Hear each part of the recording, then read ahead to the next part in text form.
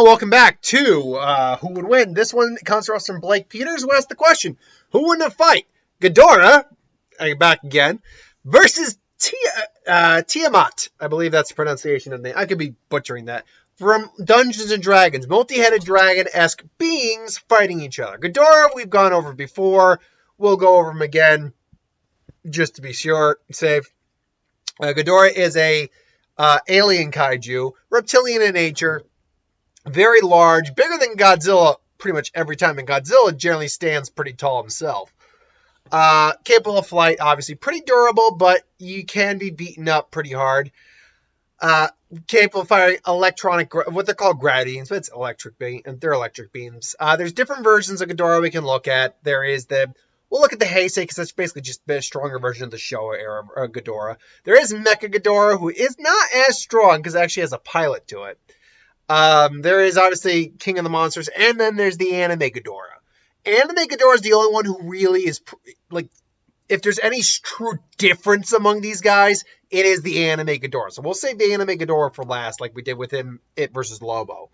But Tiamat is a dragon god. She is, now in the world of Dungeons & Dragons, there's two different types of dragons. There's chromatic and metallic. Metallics are essentially good, positively aligned creatures, and chromatics are the more negative, evil aligned creatures.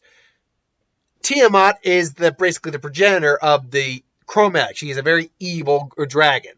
Arrogant, greedy, hateful, spiteful, and vain. She never forgave a single slight and was focused on obtaining more power and wealth to stand from mortals.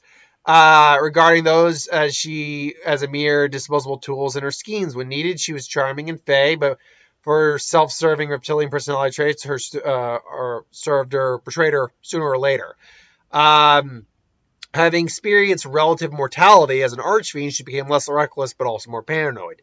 So she is essentially a god. She's a dragon god. There is also her brother Balhumut, or it's Balmut, who is the progenitor of the metallic dragons and is a positive force.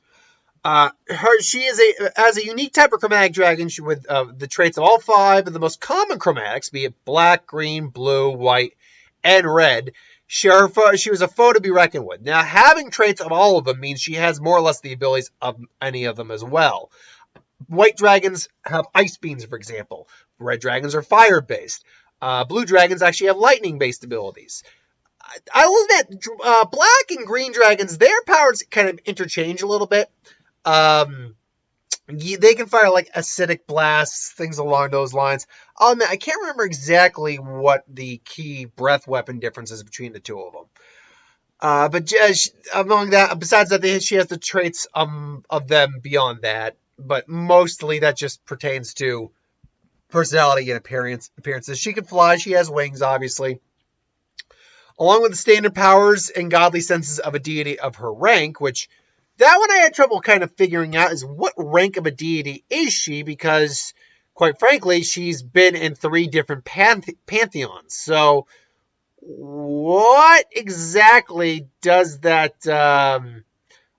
entail for her in terms of her actual abilities as a deity? We should note that she is a deity. This isn't like King Ghidorah, who is a king among kaiju. No, she's a deity, so we have to treat her as such. She is a different type of being. Those who saw her fight claimed that her heads were able to cooperate in battle, and that those heads had the ability to use the breath weapons and spell-like abilities common to their species. Although her sheer size prevented her to claw and kick attacks while on the ground, she was adept at using them while she was flying. She also had a stinger on her tail that injected powerful venom into foes, killing them in agonizing pain. Now, right off the bat, if we're going to pit Tiamat versus we'll even throw Showa or Ghidorah in there. Showa or Heisei Ghidorah. I will say this, size-wise, it's difficult to really put where she is because she is a deity, but she always appears to be giant. I'd say she's at least as large as the Showa and Heisei eras. And if that's the case, then yeah, Ghidorah has a breath weapon in terms of his gravity beams, which is electricity, but She can fire electricity right back. She can probably tank those blasts without too much difficulty, though it would be painful. And she has 2 more heads than he does. So, and if it goes Mecha King Ghidorah, Mecha King Ghidorah is actually a little weaker than King Ghidorah was. So, yeah, I'd actually say that the 2 original versions of Ghidorah, Showa and Heisei, would probably get their teeth kicked in by Tiamat. Plus, Tiamat isn't just dragon breath weapons. She also has spells and magic because she is a sentient creature, a deity in a world of magic casting. Now, King of the Monsters Ghidorah is much larger than his Heisei and Showa counterparts. Just as Legends version of Godzilla is actually much larger than his Heisei and Showa era counterparts. And Millennium series, I should point that out too. So, when it comes to size, he probably evens out, might even overtake her a little bit. But the problem still remains the same, that his abilities, he's just not tailored to taking on a D&D type character that is a god. Deity, anything that's capable of casting spells, not capable of really doing that. So, I mean, don't get me wrong. It's not that, again, he couldn't put up a fight. It's the fact that when it comes down to sheer amount of abilities versus sheer amount of abilities, all the previous forms of Ghidorah, they just don't even out. But then we get into the one wild card in the Ghidorah arsenal here. And that is the one that, I like to point out, a lot of people hate. Anime Ghidorah. Hold on, I want to get this up. So I got the actual information here. Anime Ghidorah. Is Godzilla Earth, or as the third movie was actually called, I believe. Because it was Godzilla Earth is, I believe, the name of the first movie. It's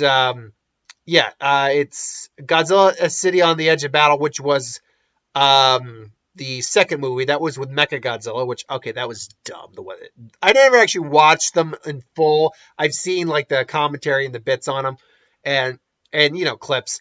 I'm like, what they did? Come on, guys. I get you're trying to do something cool, but no. No, Godzilla the Planet Eater, that's where Ghidorah showed up. And Ghidorah as the Planet Eater, that's what he is. Now, Ghidorah in this version is it contains the basic premise of the character. He's a gigantic golden threaded dragon-like creature with bat-like wings and 2 legs and 2 tails. He does have a body in full form and all that, but we just see the heads. Unlike past incarnations, which stood upright on legs, he possesses comparatively smaller legs and he's a style dragon.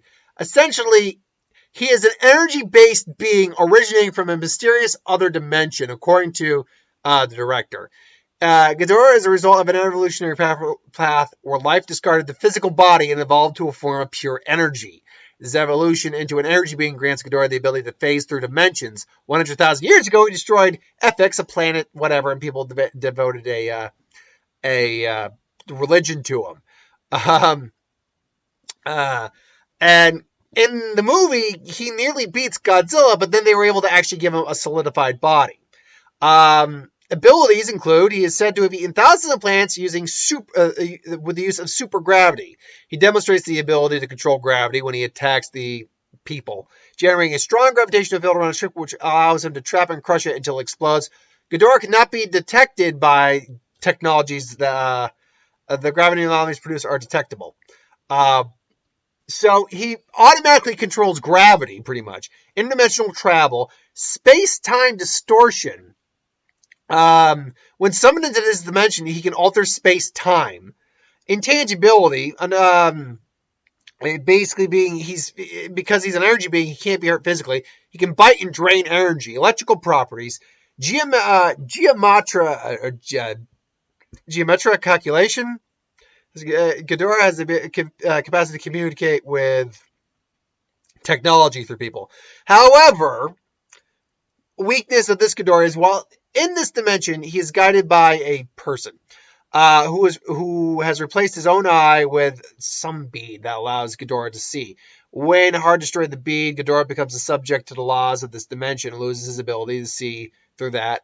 This causes him to release Godzilla Earth, who is able to physically strike Ghidorah with attacks in this state.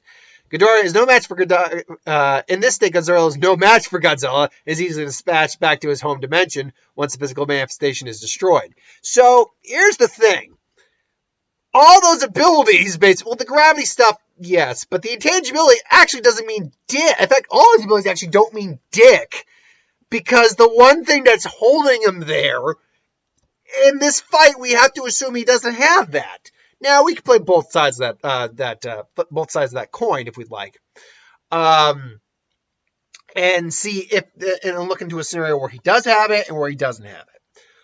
All those abilities. Where he does have all those abilities, in that circumstance, while magic certainly is something he still doesn't come across as far as we know, Tiamat now has a severe problem on her hand, because the ability to literally distort space-time, control gravity to the point where you can literally crush a ship and destroy a planet, intangibility where you can't be hurt by energy-based attacks, biting which drains energy, electrical properties, that's stuff that is on a level that I don't even think Tiamat has.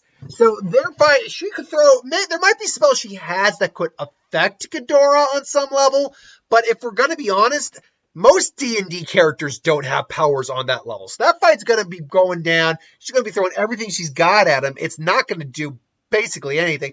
And he'll basically just crush her with sheer power of gravity. But if you take out those abilities, like he still obviously has his like breath, electrical properties, probably can still control gravity and distort space-time to some degree. But then you give him a solid body, and I'll be honest, that's a pretty even fight. A fight so even that I'll actually say I give the edge slightly to Tiamat because she has more diversity and is actually able to hurt Ghidorah, who was pushed back and blown back and sent back to his dimension by Godzilla himself after he was solidified. Once he had a solid body, Godzilla was able to kind of easily handle him. So if it's Ghidorah with all of that ability in the anime, then including intangibility, warping space, gravity, all that, then yeah, Tiamat's screwed 100%.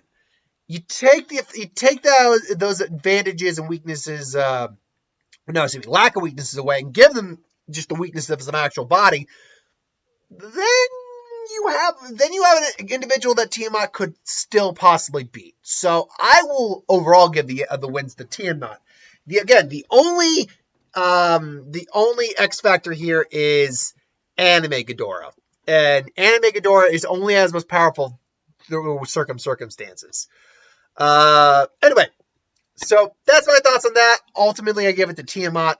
Let me know who you think wins. Thanks for watching. Hope you enjoyed. Like, comment, share, subscribe. As always, if you want us to review something, put in the comments below. Let us know. We'll do a review of it at some point. See you next time.